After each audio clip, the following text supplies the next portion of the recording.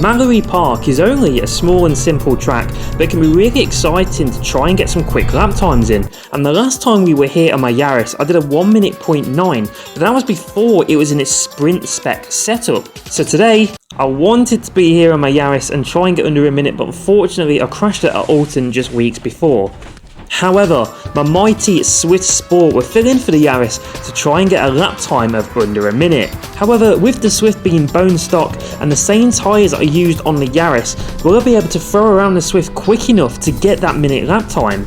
We're also here with KTB.Msport in his well set up Fiesta ST150, so I've got to try and push the Swift hard, and with pushing hard comes pushing the limits. So, one car, one track, one target lap time, mission, the Mallory Park minute.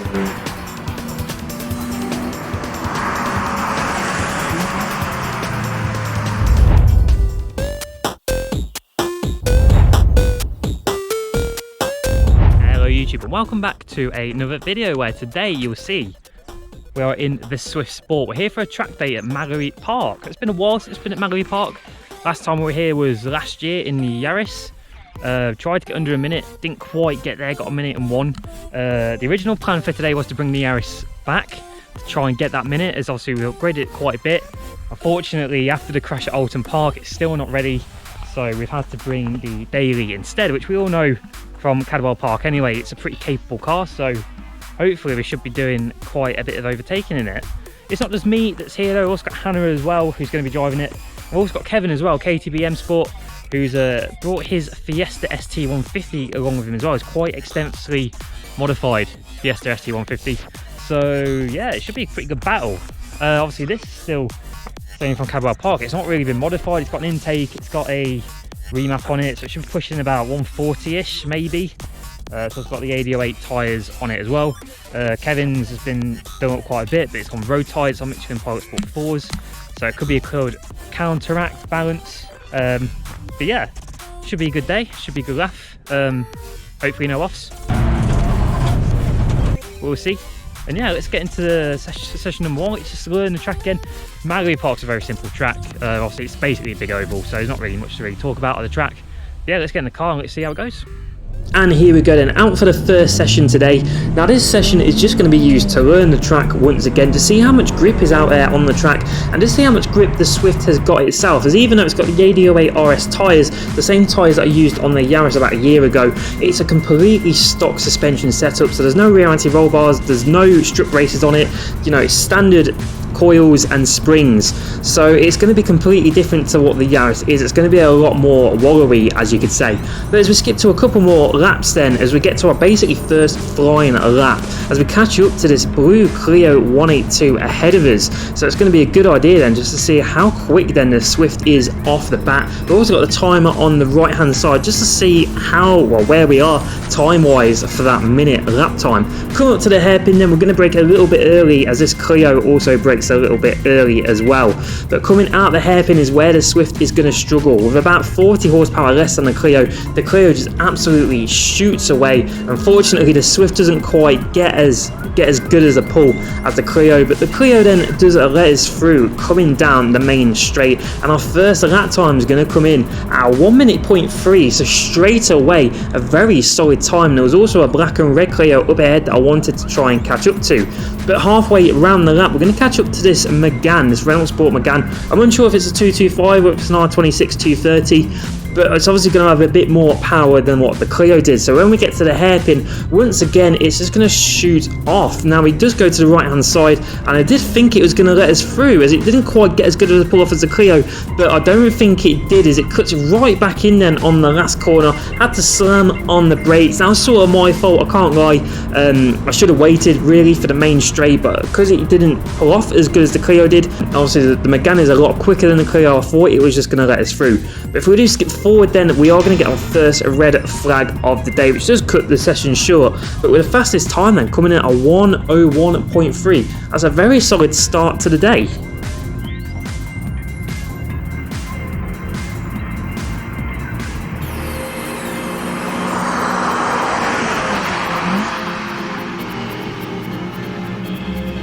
And And on session number 2, we've got Kevin in the passenger seat, just to show him then what the Swift is capable of. As we come down the main straight, we've got an Audi S3 on the right hand side, who I wasn't too sure if he was going to let us through or not just before coming into Gerrard's, but luckily he does. So yeah, it was a bit I had to caution myself on that one, considering the incident with the Megane, which is right in front of us on the last session. I didn't really want to start thundering my way through the Audi if he did, you know, turn to the left all of a sudden last minute. But we're catching to the Megane in at the end of Gerrard's, and luckily the Megane also lets us through. So it's good showing in from the Swift just to be quicker than the Megane around Mallory Park. And as we get to the next hot lap then, we've got a Mark III MX-5 in front of us, which unfortunately is going to slow us down. And once again, I'm not going to do the same mistake I did with the Megane last session, so I'm just going to hold back to let the MX-5 properly let us through coming down the main straight. And this session wasn't really full of any more hot laps, so unfortunately couldn't improve on our time. Those are very impressive tyres. They're not bad, are they? No. I see what you mean. You wash wide on the entry of Gerrard's, and then it like kind of cuts back in. So after this session, I let Kevin drive the Swift for a little bit, and in return he let me drive his Fiesta ST150. So this is the first time then we've drove the Fiesta ST150 properly on track. It's also on road tyres as well, which is the first time I've properly driven any car with road tyres then in the dry. So I was a bit wary then that the tyres are probably just going to go off. I've also been told about the brakes as well, possibly going off. So I was basically told it's a bit ropey, so just be careful. But this is the pretty much only flying lap that we got in the Fiesta, so let's see what time we can get in it.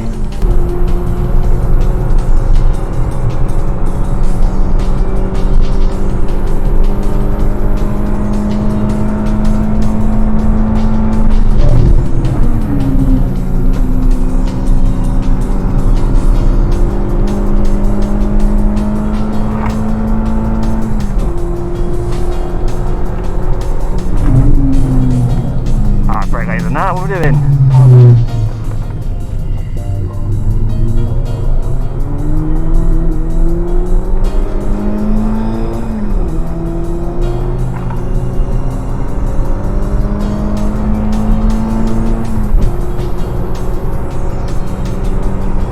And we get a 1:03 there, not a bad time really, considering it's the first time in the car, and I'm just being a bit cautious with everything. But we do have to let a few cars past us, including this BMW, to which Kevin replies, so yeah, the ultimate goal then is that I want to try and catch up then to this BMW M2, and let's just see how far we get. Is he?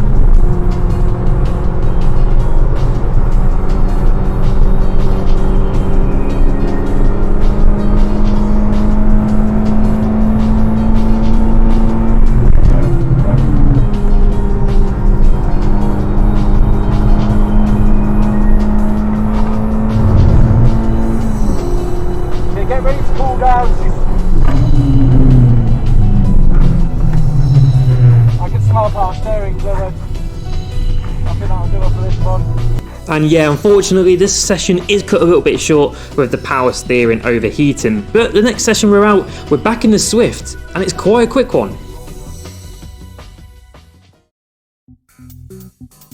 And coming into session number 4 of the day, you'll notice then we've also got Kevin in front of us, so we're both going out at the same time, hoping to get a good little battle in. But if we look on the left hand side then, this MX-5 comes flying past us around Gerrard's on our warm-up lap, and I want to try and keep with it. So if we skip forward then to our first proper hot lap, you'll notice then we've still got the MX-5 in front of us. As we come to Gerrard's, if we skip to the cam box view, we'll just see how much rotation that MX-5 can get. Okay, he's coming in a bit wide, but it just seems to really, the car just seems to rotate really well. I can keep around Gerard's well enough, and coming to the exit, then the Swift is just going to come flying up to the back of the MX-5, so much so that I have to lift off the throttle a little bit, coming into the little chicane part of the track. Still keeping with it, then coming up to the hairpin, once again just seeing how much rotation that MX-5 can get. It's going wide, but it really does seem to rotate really well, and coming up to the hairpin, then the MX-5 is gonna let us go. But you'll also notice we've got the timer on the right hand side,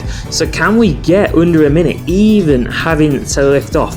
Well, through the hairpin then going pretty well, using all the track that I can, and coming around the last corner around Devil's Elbow, we're at the 55-second mark as the start finish comes up, and the first time is going to be, indeed, it's going to be under a minute at 59.6, so we've already hit it, and we're going for another flying lap with a clear track in front of us. So let's see how fast I can get with a nice clean track.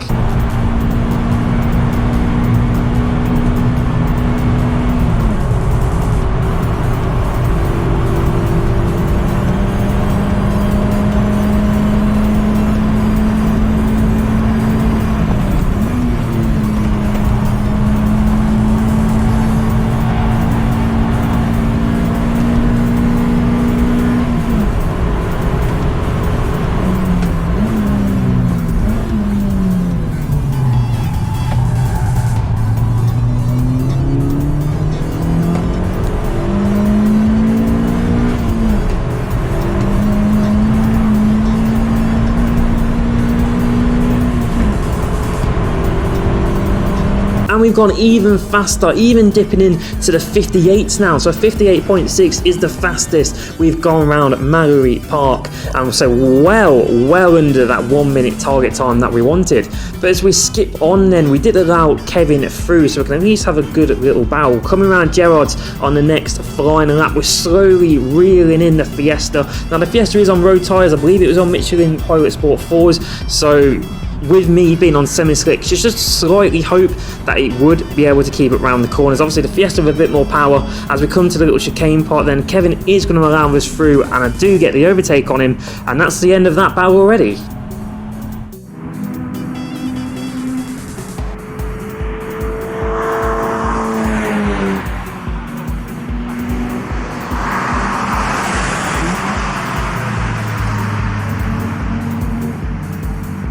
And coming into the final session before the lunch break, this is the part where we decided to push the limits a bit too far.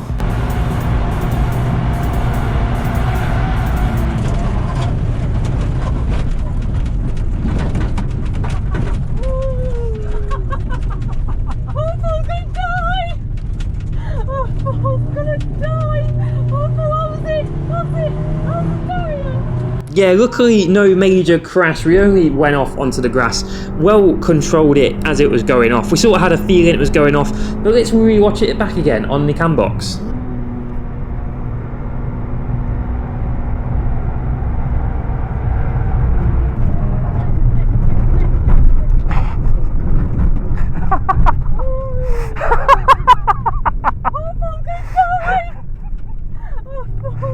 So yeah, luckily it is a lunch break now, so we can cool off, get the tyre pressures down, and let's just catch up with myself in pit lane. Right, so here we are on lunch then. Yeah, quite a nice day so far. Had a little off at Gerard's, as we could probably, if you can just about see, with all the grass marks on the back of the car. Yeah, luckily managed to save it.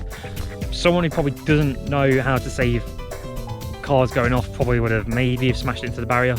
Yeah, the grass is still quite damp, so didn't really want to stop at all. You probably had to sort of counter steer to get it back in a straight line, but yeah, nothing major.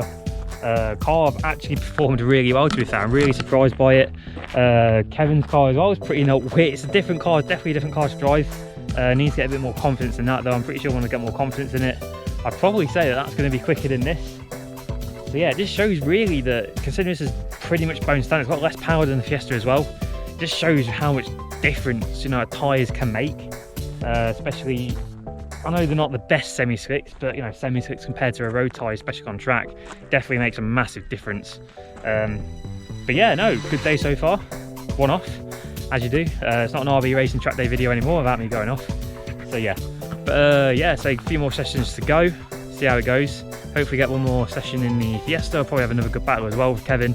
Now he's got a bit more confidence in that car as well, because he's definitely starting to push it now. So yeah, there should be a lot more closely, tightly matched now, so there's me getting past. But yeah, let's get into the next session. Let's just see how the rest of the day goes.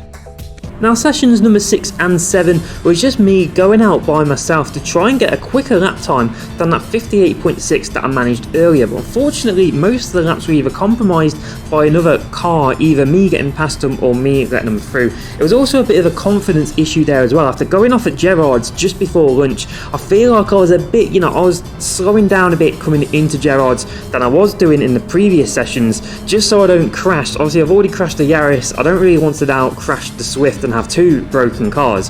But in session number 7 then, we let this Clio that's in front of us go past, and we try and keep up with it through most of the lap, which we do pretty well up until the hairpin then. So we're still about 2-3 car lengths behind it, but fortunately after the hairpin is where the Clio's much more power than the Swift is just going to get away, and it just shows then that the Swift is pretty much at its downside after the hairpin, as the 140ish horsepower just isn't quite there.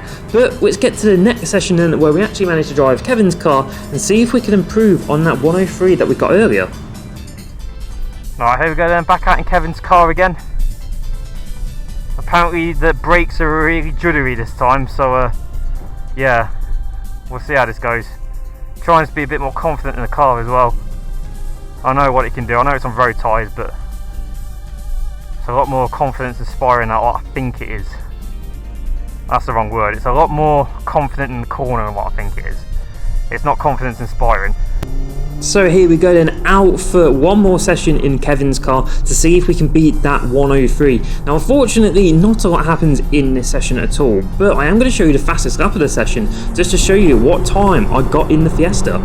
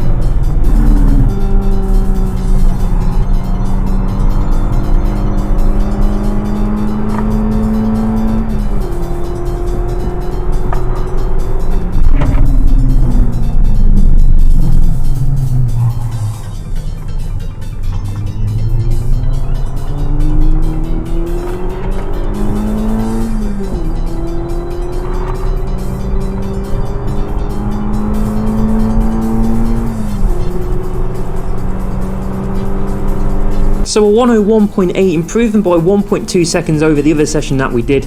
Now there's definitely a lot more time to find in that. This car is definitely capable of getting under a minute. Just when you've got Kevin telling me that the brakes are going, the tyres are going, the power steering fluid's going, you really want to be cautious with the car, because I don't want to crash it and I don't want to see Kevin having to recover the car out of the track because of my incident. But there's one more session left of the day. I'll get back in the Swift and me and Kevin actually have a really good battle. And here we go then, the final session of the day. Now this session is what track days should be all about. It's just 2 friends having great fun in low powered hatchbacks. So I'm going to leave you with this one to show you the good battle between myself and Kevin.